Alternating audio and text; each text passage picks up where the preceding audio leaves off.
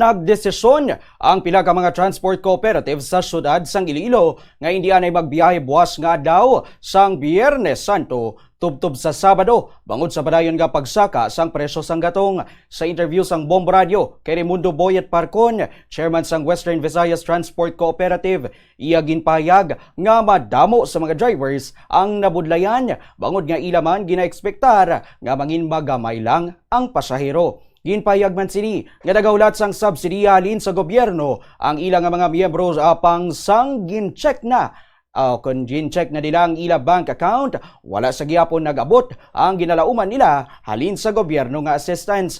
Bangod sini, nagnubo man ang numero sang mga nagabiyahe nga salakyan, bangod nga hindi man sa gihapon makabalik ang ila gasto bangod sa kamahal sang gatong. Dugang pa sini nga naglabot na lamang sa 30% ang operational nga units o kung nag-operate nga mga units nagabiyahe sa ilang kooperatiba. Samtang ang iban nga driver ang nagdesisyon nga hindi ani magbiyahe bangod sa mabudlay nga sitwasyon. Magabalik naman ang ilang operasyon sa Domingo, Abril 5, bangod ila ginalauman nga madamo sang mga pasahero nga magabalik sa ila tagsa kabanga trabaho.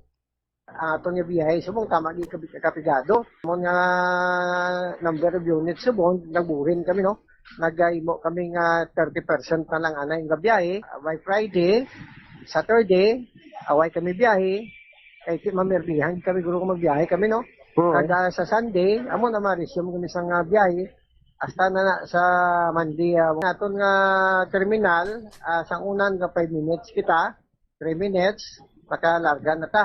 Pero subong niya, gini mo lamang nga 7 minutes, no? Nagkapaugat-ugat kita na, aguto nga, bisan hindi kita mapuno, pero mayara kita nga pasayro, kapag kapital, labla na sa aton nga diesel, no?